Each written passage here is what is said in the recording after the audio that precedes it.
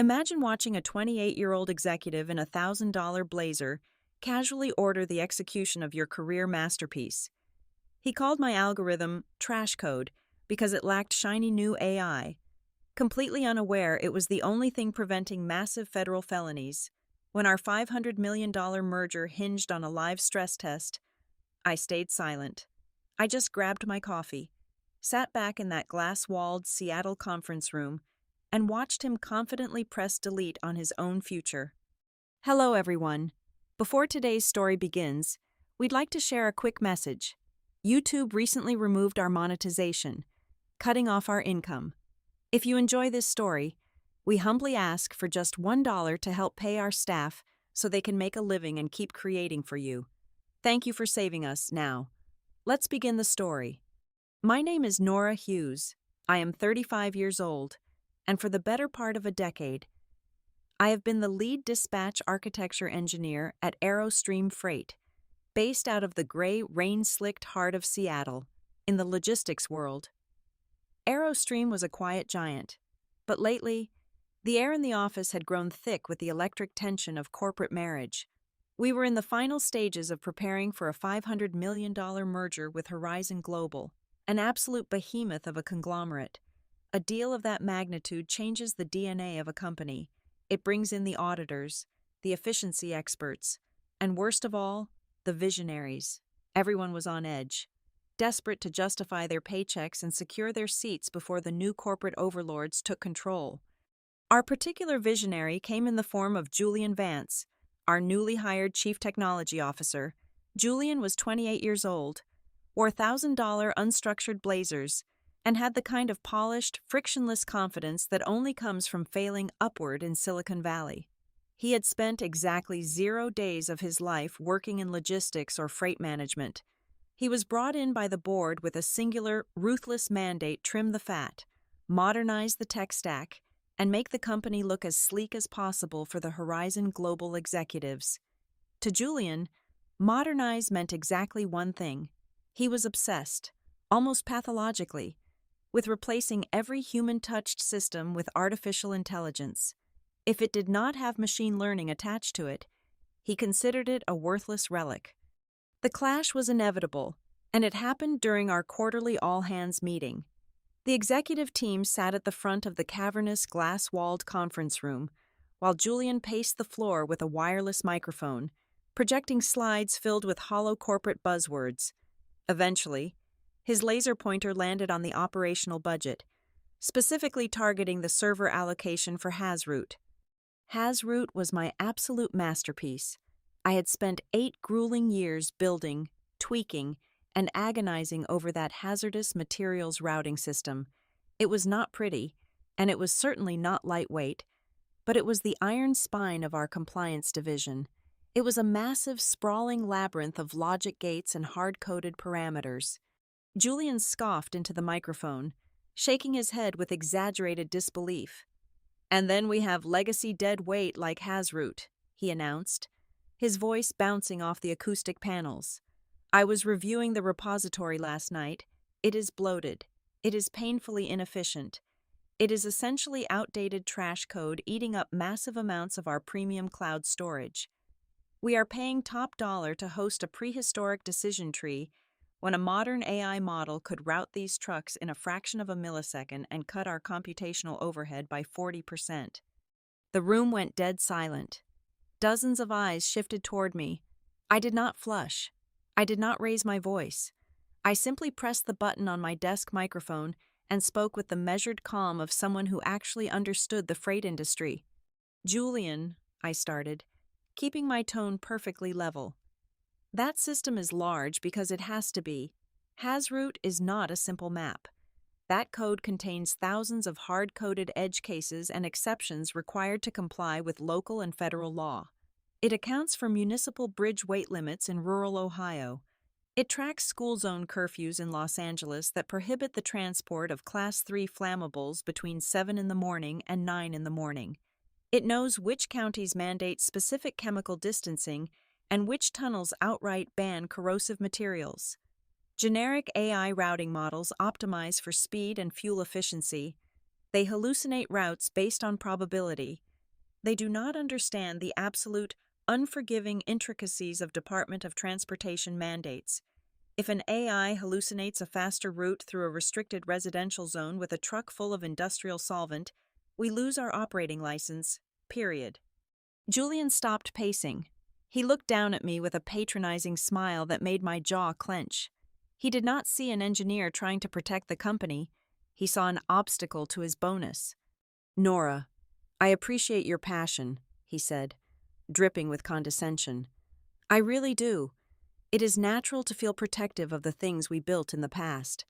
But that is exactly what this is, the past. You are clinging to an outdated paradigm because you are afraid of the automation era.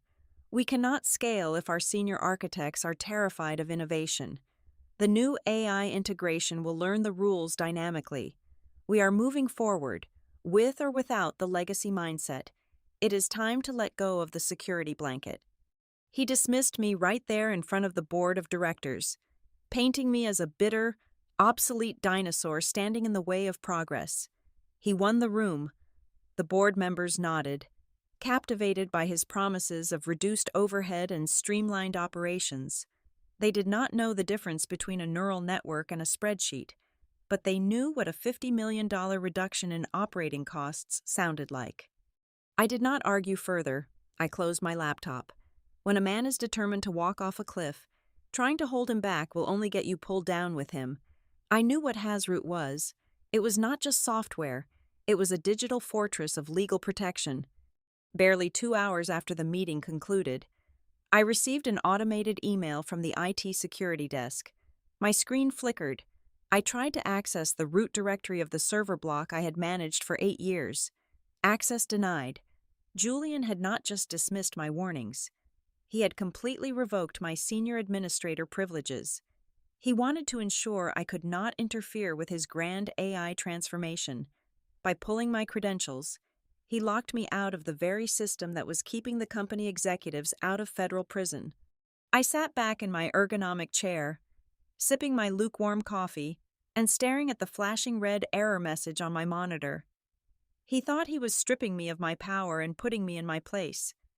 He did not realize he was just absolving me of all liability for the catastrophe he was about to unleash. The realization did not hit me with a sudden jolt, but rather with the slow, freezing creep of ice over a winter lake. Julian was not just going to sideline my work, he was going to execute it. The merger audit was exactly 14 days away. Horizon Global's valuation team would be scouring our ledgers, looking for redundancies and bloated overhead. Julian needed his financial reports to look impeccably lean. He needed to show an immediate, massive reduction in server costs to justify his existence and secure his post-merger equity package. To achieve that, he intended to purge my entire core logic data repository. Most people in my position would have stormed into the human resources department. They would have filed grievances, shouted about unfair treatment, or threatened to quit. I did none of those things. Anger is an emotion for the helpless, and I was far from helpless. Instead, my mind dropped into the absolute, crystalline silence of an engineer isolating a catastrophic bug. If the system was going to crash, my only job was to make sure I was not sitting in the blast radius. My official senior administrator privileges were gone, stripped away by an automated script just hours prior. But a true system architect never builds a fortress without a back door. Years ago, during a massive hardware migration, I had configured a decentralized terminal port for emergency diagnostics. It operated outside the primary monitoring network and, most importantly, it did not write its access history to the main server logs. At 7 o'clock that evening, long after the open plan office had emptied out, I sat alone in the dim glow of my dual monitors. The only sound was the low, rhythmic hum of the air conditioning. I reached into my bag and pulled out a heavy, matte black solid-state drive, an air-gapped drive, completely isolated from any external network connections. I plugged it into the concealed terminal. My fingers flew across the mechanical keyboard, bypassing the newly installed security protocols with the ease of someone who had written the underlying code.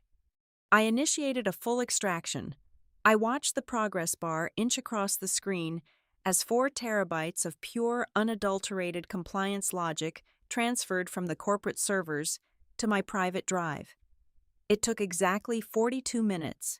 Every weight restriction, every localized curfew, every Department of Transportation mandate regarding the transport of hazardous chemicals was compiling into a densely packed, encrypted file. I applied a 256-bit encryption key. When the transfer hit 100%, I pulled the drive, slipped it into my coat pocket, and patted it once. The entire brain of the company was now resting safely against my ribs. The next morning, the cleanup crew arrived. Not the janitors, but Julian's loyalists. The worst of them was Marcus. Marcus was a 23-year-old junior developer who treated Julian like a silicon deity. He had zero foundational knowledge of logistics, but he was fluent in corporate sycophancy and agile buzzwords. I watched my secondary monitor as Marcus systematically went through my directories. One by one, bright red flags began appearing next to my legal data folders. Status updated, pending deletion. He was tagging 8 years of meticulous regulatory compliance for the digital incinerator, all to make the cloud storage bill look marginally prettier for the auditors. I needed an airtight alibi. I needed a paper trail so unambiguous that no corporate lawyer could ever twist the narrative to blame me. I opened our internal project management software and created a high-priority JIRA ticket. I did not use technical jargon. I used the cold, precise language of federal liability. I typed carefully. Warning: the pending deletion of the HazRoute compliance directories will result in the immediate violation of federal transportation laws. The current artificial intelligence model lacks the necessary localized data to prevent Class 3 and Class 8 hazardous materials from being routed through legally restricted zones, including school districts and unapproved tunnels. Proceeding with this deletion exposes Aerostream Freight to catastrophic legal action, loss of operating licenses, and federal prosecution. Do not delete these files. I hit submit and routed it directly to Julian Vance, carbon copying the head of legal. The response took less than 20 minutes. A notification chimed on my desktop. Julian had closed the ticket. He did not ask for a meeting. He did not request a code review. He simply changed the status to closed and left a public comment visible to the entire engineering floor. Resolved employee paranoia. Trust the algorithm. We are moving forward. I smiled. It was a small, tight smile. He had just signed his own professional death warrant, and he had done it in permanent ink. There was only one thing left to do. A hunter does not just lay a trap. They bait it. I still had standard write access to the superficial naming conventions of my own legacy files before they were completely locked down. I opened the root directory that held the entire operational brain of HazRoute. Originally, it was named Core Compliance Logic. That was too boring. Julian might have ignored it. He needed a target that appealed to his monumental ego. He needed something that made him feel like a visionary conquering the obsolete past. I right-clicked the folder and selected Rename. I typed the new name legacy_trash_do_not_deploy. It was the perfect provocation. To a man obsessed with efficiency and his own brilliance, leaving a folder labeled as trash on his pristine servers would be a physical itch he could not ignore. By explicitly adding "do not deploy," I was practically daring him to purge it to prove he was in charge. I locked my workstation, stood up, and walked out of the office. The stage was set, the cameras were rolling, and the guillotine was waiting for the king to pull his own lever. Over the next 10 days, the Aerostream office transformed into a high-budget tech circus. Julian brought in a boutique marketing agency to plaster the walls with frosted vinyl decals boasting slogans like "Routing the Future" and "Frictionless Delivery." He rebranded his new routing system as SmartRoute. He had spent $250,000 just on the user interface design, wrapping an untested neural network in a glossy, dark mode shell. The executives walked around with their chests puffed out, drunk on the illusion of progress. They were entirely mesmerized by the sleek dashboards. completely ignoring the fact that a dashboard is just a pretty face on a brain that does not actually understand the physical world. The air on the engineering floor was thick with the suffocating smell of fresh paint and an impending, invisible disaster. Everything was wrapped in a shiny layer of corporate delusion, masking the massive structural cracks underneath. Elena found me in the break room 2 days before the Horizon Global Valuation team was scheduled to arrive. Elena was our head of corporate compliance, a fiercely meticulous woman who had spent 20 years navigating the bureaucratic minefield of federal transportation law. She looked like she had not slept since the all-hands meeting. She cornered me by the espresso machine, her hands physically trembling as she clutched a thick manila folder to her chest. "Nora, you have to stop this," she whispered, her eyes darting nervously toward the glass door to make sure Julian's sycophants were not listening. "I just audited the preliminary architecture for SmartRoute. It has absolutely no Department of Transportation safety certifications. None. It is completely blind to federal hazardous materials protocols. I tried to raise a red flag, but Julian blocked my calendar and told me to embrace the automation era." I took a slow, deliberate sip of my black coffee. "I know, Elena," I said softly. "But Julian locked me out of the system. My senior administrator privileges were permanently revoked over a week ago. I am effectively a spectator in my own department." She looked absolutely horrified, the color drained completely from her face. "But if this system goes live during the merger, we are dispatching rolling bombs," she pleaded, her voice cracking with genuine panic. "The artificial intelligence does not know the difference between a truck full of toilet paper and a tanker loaded with liquid ammonia. If there is an accident, we are looking at criminal negligence. Real people could get hurt, and we will all go to federal prison." I leaned in closer, keeping my voice steady and cold. "Elena, listen to me very carefully. Do not go to Julian again. He will just dismiss you as an archaic, paranoid liability. You cannot stop a runaway train by standing in front of it. You have to let it hit the concrete wall. Wait for the audit presentation. When the Horizon Global executives and the federal compliance officers are sitting in that penthouse boardroom, raise your hand. Do not ask for a written report. Demand a live stress test. Ask him to run a multi-state route for a highly volatile chemical load right there on the screen. Let the auditors see his shiny new system in action." Elena swallowed hard, gripping her folder tighter, but she gave me a slow, resolute nod. The afternoon before the massive merger audit, Julian held a final internal showcase in the main engineering pit. He stood in front of a massive 85-inch interactive display, practically glowing with self-congratulatory pride. SmartRoute's user interface was undeniably beautiful. It featured smooth topographical animations and real-time weather rendering. Julian paced back and forth, tossing a branded stress ball from hand to hand like he was giving a keynote speech in Silicon Valley. "The old way of doing things was driven by fear," Julian announced, gesturing vaguely toward where I was standing in the back of the room. "Watch what happens when we unleash pure computational efficiency." He tapped the screen, loading a simulated dispatch.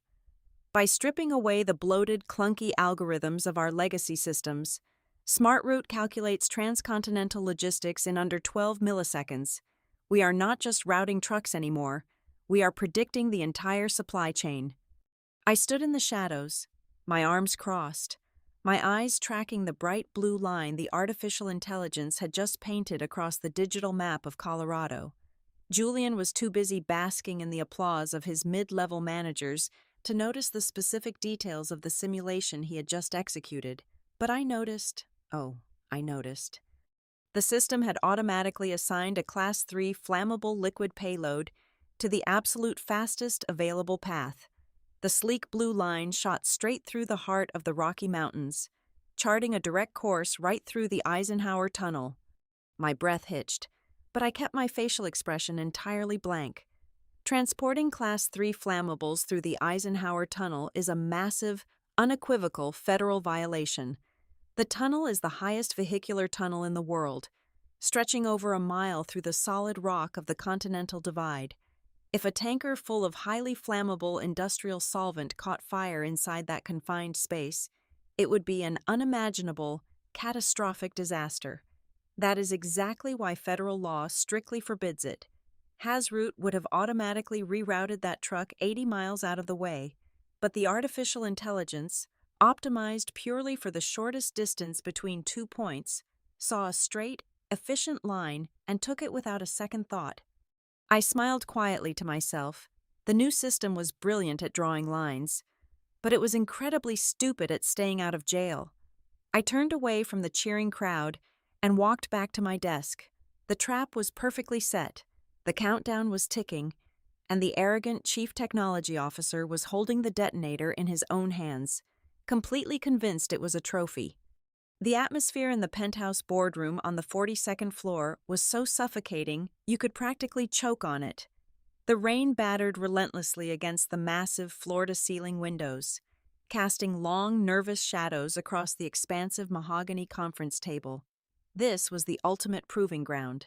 The senior executives from Horizon Global sat rigidly on one side of the room, flanked by an absolute army of corporate lawyers and ruthless financial analysts. On the opposite side sat our own leadership team, holding their collective breath, praying for a smooth payday. But the most dangerous people in the room were seated at the very far end of the long table. They were the 3 federal compliance auditors from the Department of Transportation. They wore identical, unwrinkled gray suits and maintained expressions of pure stone. They had been sent to ensure that this monumental $500 million corporate marriage would not result in a catastrophic logistical hazard on public highways. I sat quietly in the absolute back row, a ghost blending into the dark acoustic paneling, waiting for the curtain to rise on the final act of this tragedy. Julian took the center stage, looking like a brilliant tech prodigy straight off a magazine cover. He wore a sharply tailored navy suit today, abandoning his casual startup aesthetic for this monumental occasion. He confidently clicked his wireless presentation remote, and the massive projection screen flared to life, illuminating the dim boardroom with the dark, sleek, beautifully designed interface of SmartRoute. For the first 20 minutes, his performance was flawless. He dazzled the wealthy investors with hollow promises of limitless scalability and dynamic machine learning. He pointed his laser at a brightly colored predictive graph, boldly promising an operational cost reduction of $80 million within the first fiscal year alone. He claimed his new artificial intelligence model would cut our server maintenance costs by 75% by aggressively eliminating what he called archaic, bloated decision tree logic. The Horizon Global executives were practically drooling into their leather portfolios. They did not understand the technology, but they saw a leaner, substantially more profitable future, and they loved it. Then, just as Julian was preparing to wrap up his victory lap and invite the board to celebrate the final technical sign-off, a lone hand went up near the front of the table. It was Elena. She was clutching her silver pen so tightly her knuckles had turned completely white, but she kept her chin high and her posture rigid. The room fell into an incredibly uncomfortable silence. The Horizon Global executives frowned. "Julian," Elena said, her voice echoing slightly in the cavernous, quiet space. "Before we authorize the final technical integration, the Corporate Compliance Division strictly requires a live stress test of the routing mechanics, not a pre-rendered simulation from a sanitized test environment, but a live, unscripted query routed directly through the production servers." Julian offered a highly practiced, patronizing smile. He looked at her like a parent indulging a paranoid child. "Of course, Elena. Total transparency is our core operational value. What exactly did you have in mind?" Elena did not blink. She had rehearsed this exact scenario perfectly. Input a multi-state transit for a 40,000-pound tanker carrying Class 8 highly corrosive liquids. The origin point is a chemical plant in Las Vegas, Nevada. The final destination is an industrial park in Portland, Oregon. The route fundamentally requires crossing straight through California, I want the auditors to see exactly how the artificial intelligence handles the complex interstate regulatory handoffs. Julian chuckled softly, shaking his head as if she had just asked him to solve a basic grade school math problem. He turned dramatically back to his podium keyboard. A complex, tri-state hazardous material route. That is an excellent test. The legacy system would have taken up to 3 full minutes to cross-reference the federal databases for a heavy load like this. His fingers danced rapidly across the illuminated keys. He slammed the enter key with a theatrical flourish. SmartRoute handles the entire calculation in exactly 18 milliseconds. A bright, elegant blue line instantly painted itself across the digital map on the massive wall screen, charting a brutally efficient, perfectly straight path right up the western seaboard. Julian turned back to the room, spreading his arms wide in absolute triumph, waiting for the applause. The Horizon Global Chief Executive Officer opened his mouth to offer his congratulations, but the words never materialized. A sharp, rhythmic, extremely loud beeping sound suddenly cut through the heavy air. It was not coming from Julian's pristine presentation speakers. It was coming from the far end of the long mahogany table. The lead federal auditor leaned forward, staring intently at the thick, heavily encrypted government laptop that was plugged directly into our corporate diagnostic bridge.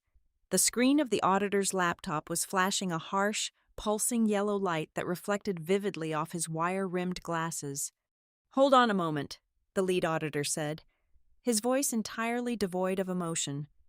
"My validation software is throwing a critical operational flag on the route you just generated. The path your artificial intelligence just created violates 3 different municipal weight restrictions in Northern California, and it illegally attempts to bypass a mandatory hazardous inspection weigh station located right at the Oregon border." The silence in the penthouse boardroom became absolute and terrifying. The Horizon Global executives completely froze, exchanging sharp, incredibly worried glances. A federal violation flag during an audit was corporate poison. The auditor tapped a thick finger against his screen. The diagnostic readout specifically states a critical error, missing local regulatory cross-reference data. Your highly advanced system is flying completely blind. It is generating commercial routes without checking a single local law. If a real truck drove that route today, your company would face a minimum fine of $200,000 per violation and an immediate non-negotiable suspension of your federal hauling permits. I watched Julian intensely from the dark back of the room. The polished, invincible facade finally cracked wide open. A single, heavy bead of sweat materialized at his temple and rolled slowly down his sharp jawline. His eyes darted frantically across his own beautifully designed dashboard, desperately searching for a technical explanation that simply did not exist. He knew absolutely nothing about legal compliance. He only knew how to make things look fast and shiny. "That is impossible," Julian stammered, his voice suddenly jumping an entire octave higher. He swallowed hard, completely desperate to regain control of the rapidly deteriorating room. He pointed a violently trembling finger at the projection screen. "It is a cache error, a simple harmless display glitch.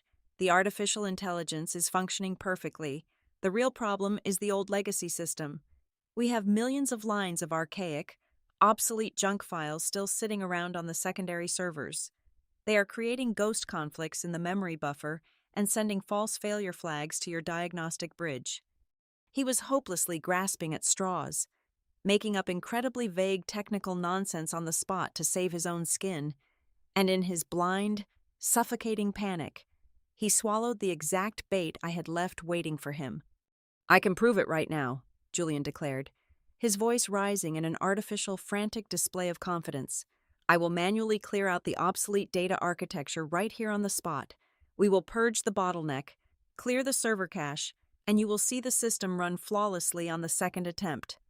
Julian mirrored his personal laptop display directly to the 85-inch screen on the wall, so every single person in the room could watch him fix the problem. He rapidly opened the main server directory. His mouse cursor moved frantically across the massive display, hunting for the source of his profound embarrassment. Then, the white arrow stopped moving. It hovered directly over a massive, heavily encrypted folder sitting ominously right in the middle of the root directory. The massive folder was explicitly named legacy_trash_do_not_deploy. He had found his ultimate scapegoat. He had found the exact, specific thing he believed was making him look foolish in front of a $500 million audience. The tension in the boardroom was so thick, it felt like gravity itself had doubled. I sat completely still in the shadows, my heart pounding a slow, heavy, incredibly satisfying rhythm against my ribs. I did not say a single word. I did not move a muscle. I just watched his index finger hover over the trackpad, resting right above the execution order, preparing to dig his own professional grave. I stepped out from the acoustic paneling at the back of the room. The heavy, oppressive silence was broken only by the rhythmic drumming of the Seattle rain against the floor-to-ceiling glass. I walked deliberately until I stood right at the edge of the polished mahogany table, placing myself directly in the sightline of every Horizon Global executive and, more importantly, the federal auditors. "Julian," I said. My voice was not loud, but it possessed a cold, razor-sharp clarity that immediately drew every single eye in the room. Julian's head snapped toward me, his face flushing a dangerous, explosive shade of crimson. His index finger was still resting lightly on his trackpad, hovering right over the execution command for the massive directory labeled Legacy Trash Do Not Deploy. "I am giving you one final, official warning," I stated, making absolutely sure the lead auditor was close enough to hear every syllable I delivered. "That directory is not a cache buffer. It is not archaic ghost data. It contains the entirety of the legal compliance parameters for our hazardous materials operations. If you delete that folder, your artificial intelligence will become instantly and completely blind to federal law. If you press that button, Aerostream Freight will lose its Department of Transportation operating license today, and this company will cease to legally exist by 5 o'clock this evening." Julian stared at me, his eyes wide, completely unhinged by the sheer public humiliation of being corrected by a woman he had explicitly demoted and dismissed. His breathing grew shallow and rapid. To back down now, in front of the $500 million acquisition team, would be to admit total, unforgivable incompetence. His massive ego simply could not allow it. "You are a saboteur, Nora," Julian spat, his voice trembling with a chaotic mixture of raw fury and blinding panic. "You are deliberately trying to tank this merger because you cannot handle the fact that your archaic garbage is obsolete. I am the Chief Technology Officer of this company, and I am neutralizing this bottleneck right now." He did not just hit the delete key. He held down the shift key and slammed his finger onto the delete button, executing a hard purge that bypassed the system recycle bin entirely. A tiny gray confirmation box appeared on the massive 85-inch projection screen. "Are you sure you want to permanently delete these items?" Julian clicked yes with a violent, vindictive swipe of his hand. For one agonizing second, the boardroom was completely still. Then, the absolute devastation began. The moment the deletion command executed, the artificial intelligence was suddenly unburdened by 8 years of meticulous, heavy, life-saving legal logic. SmartRoute immediately recognized that thousands of previously restricted paths were now completely open. It began recalculating the entire North American logistics grid to maximize speed and minimize fuel consumption. On the massive wall screen, the single blue line of our test route suddenly fractured into a chaotic spiderweb of neon pathways. Without the municipal restrictions, the algorithm violently rerouted everything. I watched in grim, absolute fascination as the system instantly commanded a virtual convoy of 40,000-pound tankers carrying highly toxic hydrofluoric acid to exit the designated industrial highways.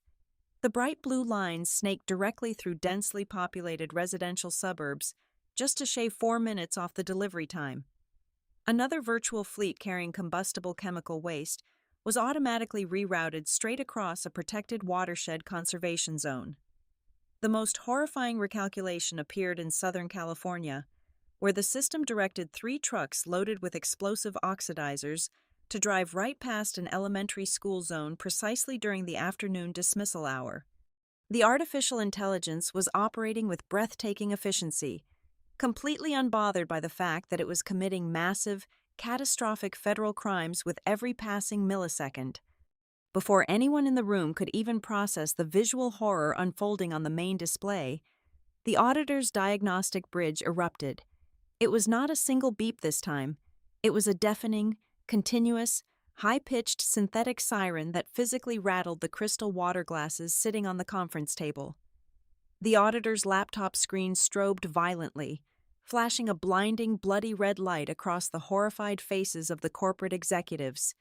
Bold, black letters screamed across the flashing red display, "Critical compliance error. Illegal operation. Immediate license suspension required." Total pandemonium swallowed the room.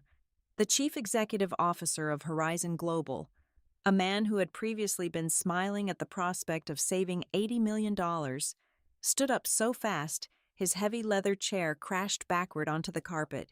His face was a mask of pure disgust and absolute fury. "Are you completely out of your mind?" the Horizon executive roared, his voice echoing off the glass walls. "You are routing rolling toxic bombs through school districts. Your system is a massive federal liability generator." The other investors scrambled to their feet, aggressively slamming their laptops shut. They were practically running away from the table, desperate to put as much physical and legal distance between themselves and Aerostream Freight as humanly possible. They realized in real time that they were not buying a cutting-edge logistics empire. They were about to buy an unfathomable mountain of federal lawsuits and criminal negligence charges. The $500 million deal was not just dying, it was violently exploding right in front of them. The lead federal auditor did not even look up at the chaos unfolding around him. He simply reached out, disconnected his heavily encrypted laptop from our corporate bridge with a sharp click, and began typing with mechanical, terrifying precision.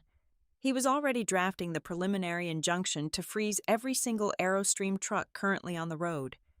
"As of this exact moment," the auditor announced, his voice slicing cleanly through the screaming and the shouting, "Aerostream Freight is entirely out of compliance with Title 49 of the Code of Federal Regulations. Your automated dispatch license is suspended, effective immediately. If a single vehicle carrying hazardous materials leaves your depots using this system, the federal authorities will be initiating criminal arrests." "Shut it down!" our own chief executive officer screamed at Julian, his face completely pale, his hands waving frantically in the air. "Undo the command. Put the data back right now." Julian was entirely frozen in a state of sheer, absolute terror. His $1,000 blazer was completely soaked in sweat. He threw his hands back onto his keyboard, his fingers moving so fast they were practically a blur. He frantically smashed the undo shortcut. Nothing happened. He opened the command terminal, desperately typing recovery scripts, his breath hitching in ragged gasps. But there was no recovery. Julian had designed SmartRoute to be the ultimate, modern cloud-native architecture. He had bragged for weeks about its instant, frictionless synchronization capabilities. He had built a system that replicated changes across every single backup server in North America simultaneously to ensure maximum operational speed. When he slammed that delete button, he had not just erased the local files. His prized, hyper-efficient cloud sync protocol had instantly and flawlessly broadcasted the hard delete command to every single data node in the company. The backup servers had received the instruction and obediently wiped themselves clean in less than half a second. Julian's hands trembled frantically over his keyboard, tears of sheer panic welling up in his eyes. The screen stared back at him with cold, unforgiving emptiness. The files were gone. The compliance rules were gone.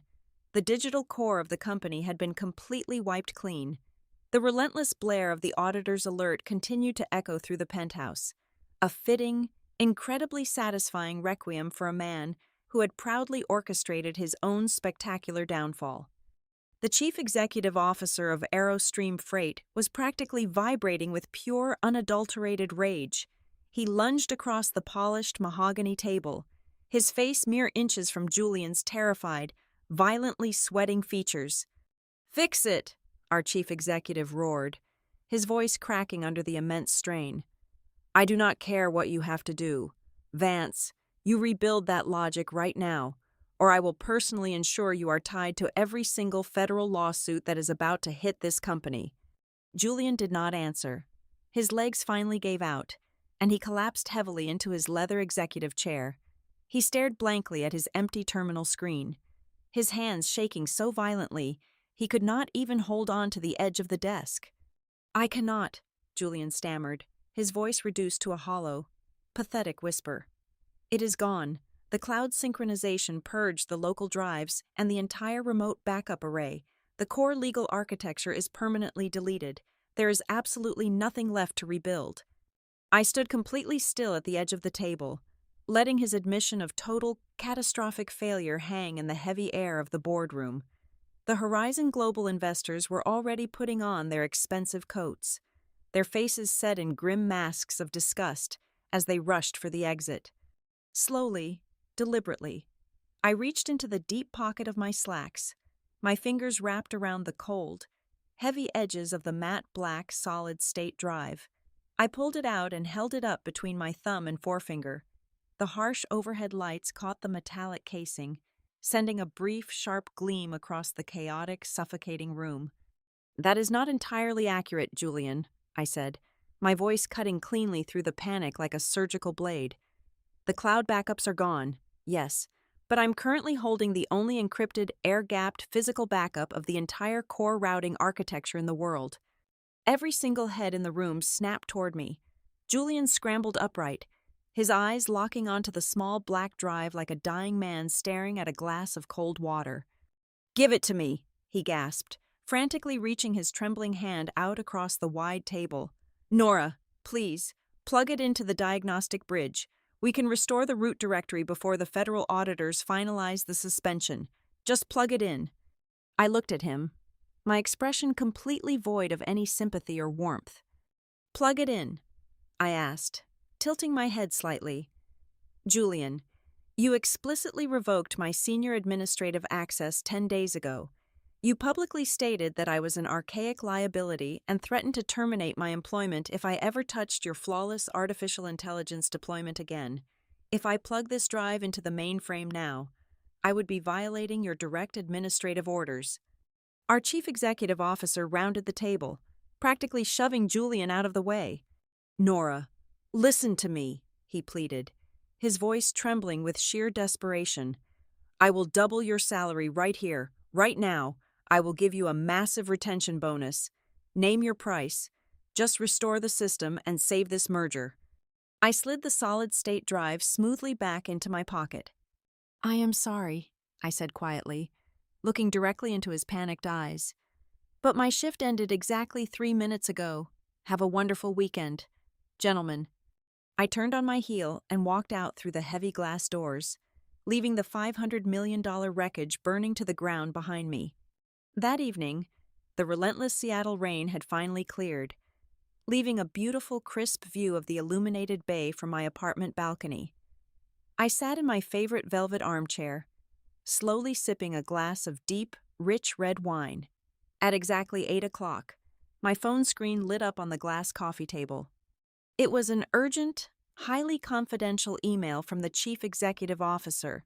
It was a frantic, groveling manifesto. He informed me that Julian Vance had been terminated for cause, escorted from the building by armed corporate security just an hour prior. The email offered me the immediate title of Chief Technology Officer, complete with a substantial equity package and a massive departmental budget, begging me to return to the office on Monday morning. I took another slow sip of my wine and smiled. I did not want the crushing stress of a corporate executive title, nor did I want to sit in endless, agonizing board meetings for the rest of my career. I opened my laptop and began drafting a completely different document. It was an independent, freelance consulting contract. The scope of work was a one-time database restoration. The fee for my services was exactly $2 million, payable in full before the encrypted drive ever left my physical possession. It was a beautiful, satisfying thing, proving that a pile of legacy trash code only becomes truly priceless when you are the only person on Earth holding the key. Thank you so much for listening to today's story. We hope you enjoyed it. As an ad-free channel, your support is what keeps us alive. Please support Boss Revenge Stories with just $1 via the QR code on the screen, or click the link in the description box or pinned comment. Also, we'd love to connect with you. Please leave a comment telling us which city or state you're listening from. Thank you for standing with us, and see you in the next stories.